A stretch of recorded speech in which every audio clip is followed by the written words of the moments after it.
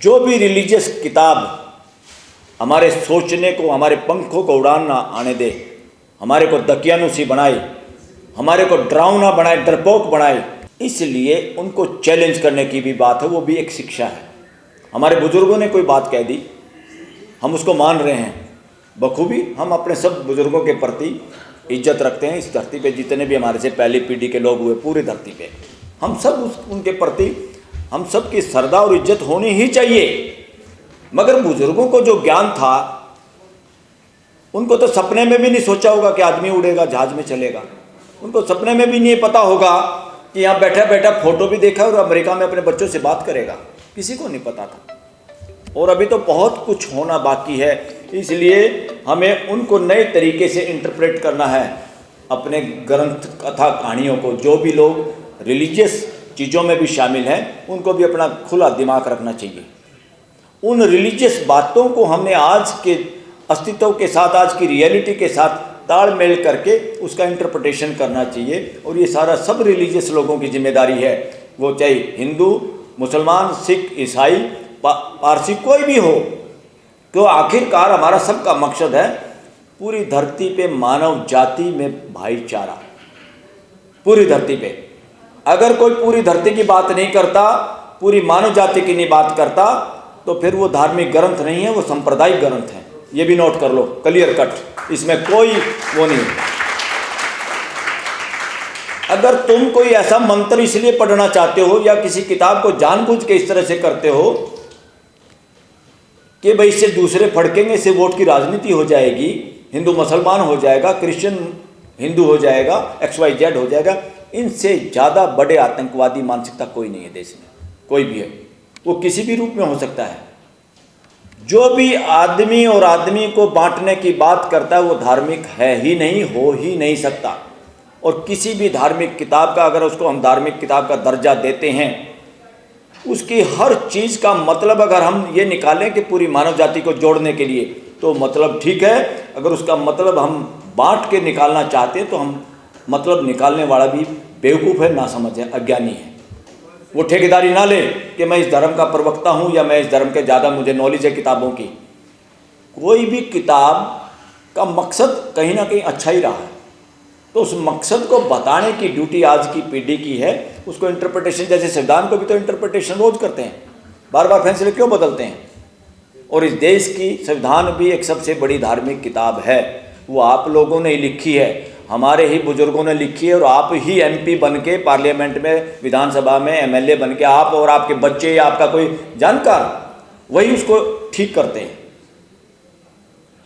इसलिए पूरी दुनिया को, खाली UN बनाने से काम नहीं चलेगा, पूरी दुनिया को जोड़ना है। साइंस हमारे से आगे है, साइंस ने पूरी दुनिया को जोड़ दिया मोबाइल के जरिए।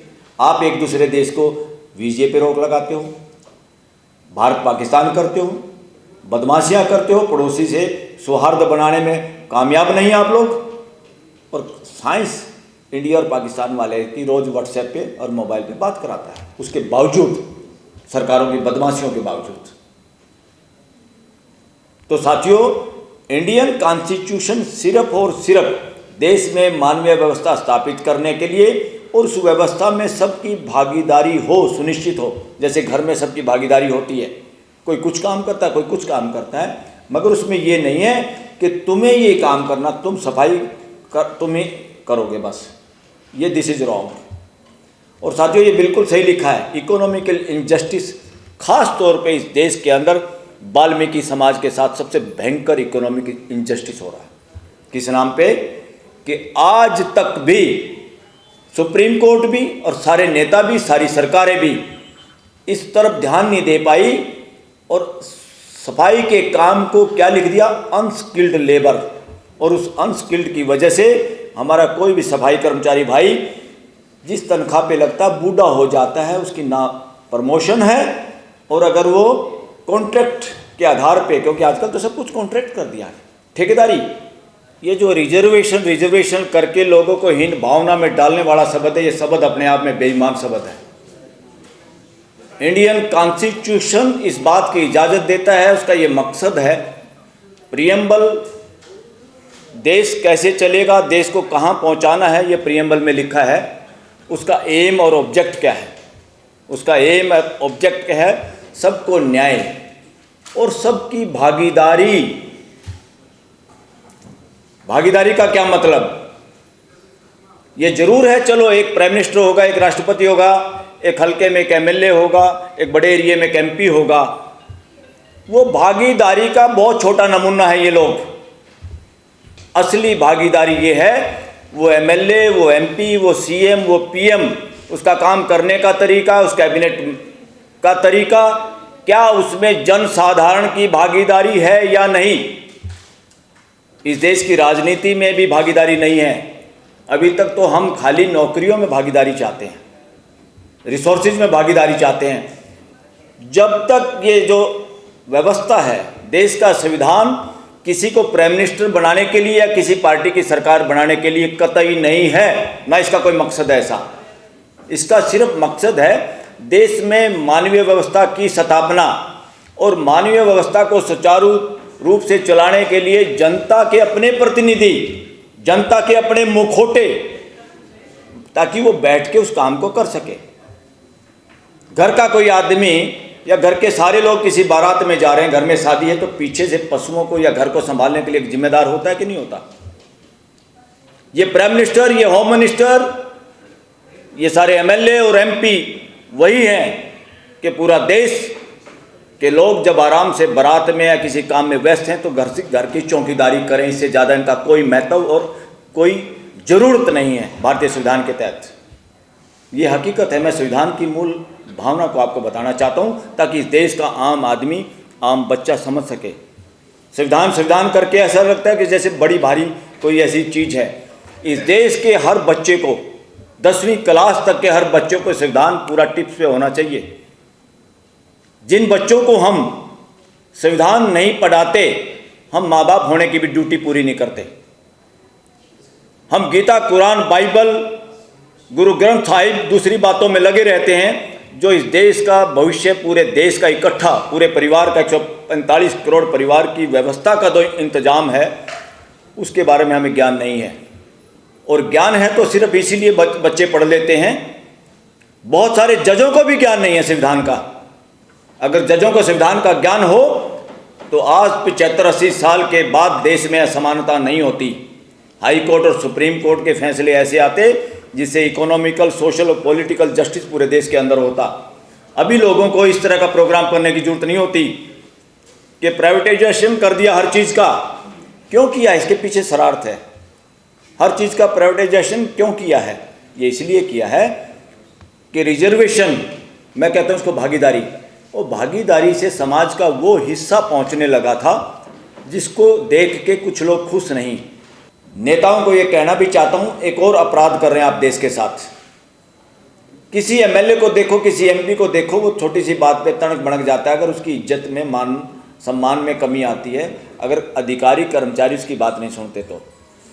मगर यही एमएलए और एमपी लगातार रौंदते हैं इस देश के असली लोकतांत्रिक प्रहरियों को, जो सरपंच के रूप में हैं, पंच के रूप में हैं, जिला पार्षद के सदस्य हैं, ब्लॉक समिति के हैं। कभी इन्होंने सोचा नहीं, पॉलिटिकल रिप्रेजेंटेटिव जो भी होते हैं, जनप्रतिनिधि, उन सबको प्रोटोकॉल में होना चाहिए। प्रोटोकॉल में कौन है? एमएलए से लेके एमपी तक, मंत्री तक, एक प्रोटोकॉल है देश के अंदर सामंतशाही का, किसके साथ कैसा व्यवहार हो। हम ये नहीं कहते उनकी इज्जत नहीं हो, इज्जत होनी चाहिए। और सरकारी कर्मचारी जो व्यवस्था में भागीदारी करते हैं उनको डायरेक्शन देने की उनकी जिम्मेदारी है, क्योंकि जनता उनको अपना प्रतिनिधि बनाती है कि आप सिस्टम को ठीक रखिए, संभाल के रखिए इनको। मगर कोई भी राज्य सरकार, इवन कांग्रेस की भी, राहुल गांधी भी बार बार कहता है हमने भाई जनगणना हमने करवा दी, हमने तेलंगाना में ये कर दिया, हमने वो कर दिया। उनके पिताजी जब प्राइम मिनिस्टर थे, जब एक कानून बना था इस देश में, पंचायती राज व्यवस्था, और उस वक्त पंचायतों को अधिकार दिए थे जैसे राज्यों को अधिकार हैं, यूनियन को अलग अधिकार हैं कानून बनाने के और काम करने के, ऐसे ही निचले के सतर पे, रूट लेवल पे, ताकि लोकतंत्र देश में सबसे ज़्यादा मजबूत नीचे होना चाहिए। और देश के सरपंच पंच जो हैं आज भी सरकारी कर्मचारियों के गुलाम हैं, और ये एमएलए और एमपी तमाशा देख रहे हैं। सभी पार्टियों को मैं ये कह रहा हूँ। अगर लोकतंत्र मजबूत करना है तो प्रोटोकॉल और किसी भी नीचे के नगर परिषद हो, नगर पालिका हो, नगर निगम हो, आपकी पंचायत हो, ब्लॉक समिति, जिला परिषद के जो सदस्य हैं, इनका प्रोटोकॉल बनाना बहुत ज़रूरी है, ताकि किसी इलाके का एसएचओ प्रोटोकॉल में उसके यहाँ के सरपंच और ब्लॉक समिति के चेयरमैन से नीचे होना चाहिए, ताकि वो इमीडिएटली उसकी बात सुने। उनको किसी एमएलए और एमपी से फ़ोन कराने की जरूरत ना पड़े, कंट्रोल में आएगा सिस्टम अगर ये प्रोटोकॉल दे दें। और रूट लेवल पे नेताओं को, बच्चों को जो सरपंच पंच बनते हैं, उनको गनमैन नहीं चाहिए, वो उसी गांव में, उसी मोहल्ले में रहते हैं, जिन लोगों का प्रतिनिधित्व करते हैं। एमएलए एमपी तो फिर भी राजधानियों में जाके बैठ जाते हैं, गनमैन मिल जाते हैं, पेंशन मिलती है, फैसिलिटी मिलती है। अगर देश के लोकतंत्र को मजबूत करना है तो इस देश के सभी एमएलए एमपियों के प्रति मेरा ये आह्वान है कि आपकी अगर नीयत साफ है, आप लोकतंत्र में विश्वास करते हैं, तो इस देश के सरपंच, पंच, जिला परिषद के मेंबर, ब्लॉक समिति, नगर पालिकाओं के जो असली सरकार है देश की, या जो असली जनप्रतिनिधि है, जो असली मानवीय व्यवस्था के प्रहरी हैं, उनका अफसरों द्वारा सस्पेंशन का जो कानून है हर देश में, पंचायती राज एक्ट जितने भी स्टेटों के हैं, सब के सब अनकॉन्स्टिट्यूशनल है, असंवैधानिक है, और वो गला घोट रखा उन्होंने लोकतंत्र का। अगर उनके पास वो सरकारी अधिकारी उनको सस्पेंड ना कर पाएँ तो फिर देखना, फिर किसी एमएलए एमपी को वो छोटे छोटे काम करने के लिए जनता उनके दरबारों पर नतमस्तक नहीं होगी, जैसे राजाओं के दरबार पे होती है। अगर उनको सस्पेंड ना हो, फिर इतने युवा इस देश में सरपंच, पंच, पार्षद हैं, इतने लोग हैं, फिर किसी को इन पार्टियों के दफ्तरों को ढूंढने की जरूरत नहीं पड़ेगी राजधानियों में, दिल्ली में, क्योंकि सरपंच पंच के लिए, पार्षद के लिए टिकट की जरूरत नहीं होती लोगों को। जिसका जो संपर्क अच्छा है वो जीतता है। ये तो पॉलिटिकल पार्टी वहाँ जाके भी उनको गोद लेके अपने अपने पार्टीबाजी करते हैं, मगर कभी ध्यान नहीं दिया कि इनको भी प्रोटोकॉल की जरूरत है। लोकतंत्र में लोकतांत्रिक जनप्रतिनिधि कभी भी सरकारी मुलाजिमों के मातहत नहीं होते। ये नंगा नाच देश के अंदर हो रहा है, और इसके लिए सारे देश के एमएलए और एमपी जिम्मेवार हैं, हर पार्टी के जिम्मेवार हैं। अगर आप चाहते हैं, आज रिजर्वेशन भागीदारी नीचे सबसे ज़्यादा है, पंचायत लेवल पे, जिला परिषद में, ब्लॉक समिति में, महिलाओं की भी और हर समाज की, SC ST OBC की भी है। अगर आप वाकई समाज को मजबूत देखना चाहते हैं तो आपकी जिम्मेदारी बनती है कि सबसे पहले इन जनप्रतिनिधियों को मजबूत करिए। देखो फिर तमाशा क्या होता है इस देश में, और कैसे मानवीय व्यवस्था स्थापित होती है, कैसे भागीदारी होती है। फिर वही सरपंच, वही पंच, वही जिला परिषद के लोग उस सिस्टम को पकड़ लेंगे जो लोगों के साथ भेदभाव करता है। और साथियों, यहाँ पर बिल्कुल सही लिखा हुआ है, जानबूझ के सारी व्यवस्था जो मानवीय व्यवस्था स्थापित होने, जैसे स्कूल हैं, यूपी में स्कूल बंद किए जा रहे हैं, और भी हैं, सरकारी स्कूलों में बच्चे नहीं, टीचर नहीं, सुविधा नहीं, तो इसका मकसद क्या है? इसका मकसद ये है, जो लोग जिम्मेदारी निर्वहन करने के लिए बैठे हुए हैं, उनके मानसिकता में शैतानियत है, वो देश के साथ नाइंसाफ़ी कर रहे हैं, वो संविधान की हत्या कर रहे हैं। संविधान के तहत अगर संविधान उनको पता हो, शपथ सारे संविधान की लेते हैं ज़्यादातर। ये मुझे ये नहीं, यहाँ भी जो प्रतिनिधि बैठे हैं, मैं उनको अन्यथा इसको ना लें। एमएलए एमपी को तो छोड़ो, मैं तो कह रहा हूँ सुप्रीम कोर्ट के बहुत जजों को भी मर्म का ज्ञान नहीं, संविधान चाहता क्या है और संवैधानिक फैसले क्या होते हैं। इससे कोई फड़के तो फड़के, हकीकत ये है। तो इसलिए सबसे पहले ये देखना है, 10वीं तक हर बच्चे को इस देश का, अपने अपने बच्चों को संविधान का ज्ञान जरूर दीजिए, उसकी समझ दीजिए, क्योंकि संविधान आपके पल पल, हर जिंदगी और मौत को कंट्रोल करता है। वहाँ पर वो रिलीजियस किताबें काम नहीं आती, वो आपकी निजी मैटर हैं, उसको आप कैसे पढ़ते हैं। तो ये सबसे बड़ा अपराध इस देश की सरकार और कानून कर रहा है सफाई कर्मचारियों के साथ इस देश के अंदर। इसलिए वो इकोनॉमिकल जस्टिस, इनजस्टिस हो रहा है, जानबूझ के लोगों को गरीब रखा जा रहा है। दिल्ली में दुनिया भर की नौकरी, इतनी पोस्ट हैं खाली, वहाँ पे कॉन्ट्रैक्ट लेबर से, कॉन्ट्रैक्ट लेबर का असली मकसद ये है, जो टेम्परेरी काम होता है उसी में कॉन्ट्रैक्ट लेबर रखी जा सकती है। भाई हमारे पास परमानेंट काम नहीं है, घर पे कोई काम है, कभी हमारा एसी खराब हो गया, कभी हम किसी साथी को बुला लेते हैं, भैया ठीक कर दो। अगर सफाई का काम है या रोटी बनाने का काम है जो परमानेंट है, तो आप कॉन्ट्रैक्ट पे नहीं रख सकते सरकार।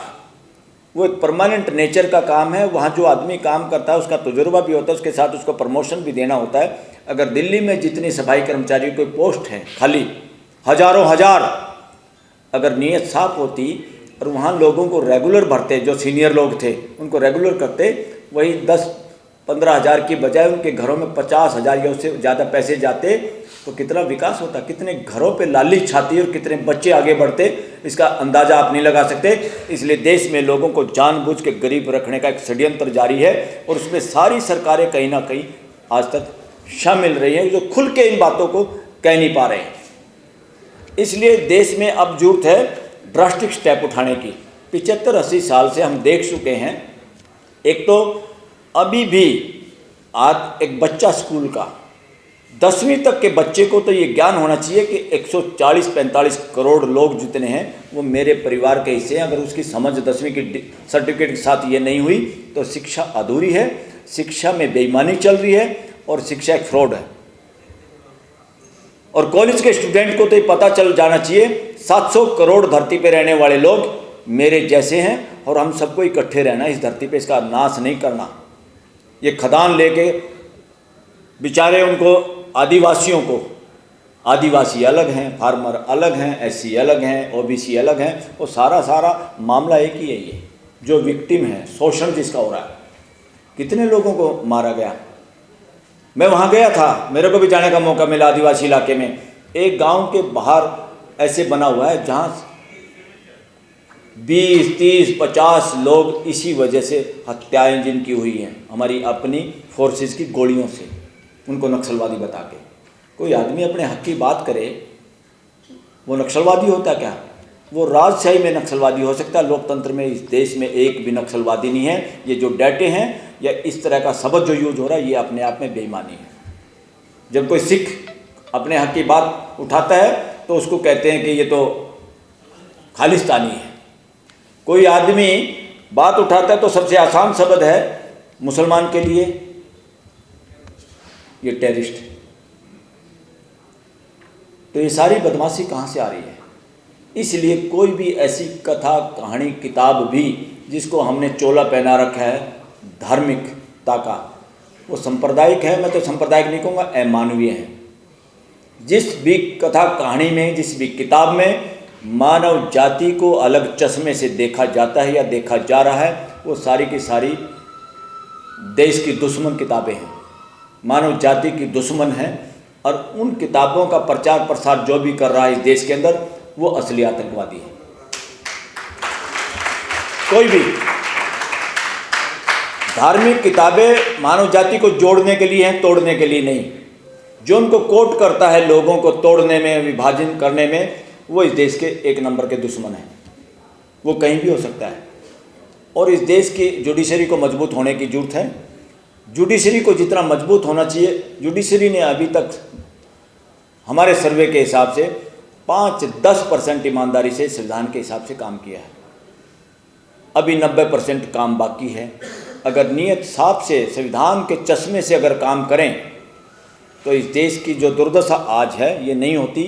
हमारे लोग ज़मीनें बेच के इधर उधर, कोई कनाडा, कोई ऑस्ट्रेलिया, इधर उधर के देशों में जा रहे हैं। वहाँ देख के लोगों को लगता है बड़ी सफाई है, बड़ा ट्रैफिक नियम ये है वो है। अरे वहाँ है तो हम यहाँ नहीं कर सकते क्या? अब सबको जुट के इस देश के अंदर उसी तरह का एक सिस्टम लागू करना है जो इस दुनिया में कहीं भी नहीं है, इतना बेहतर। और वो बंधुता पे आधारित और भाईचारे पे आधारित। सबसे ज़्यादा ज़रूरी है कि फ्रेटर्निटी बनी रहे देश के अंदर।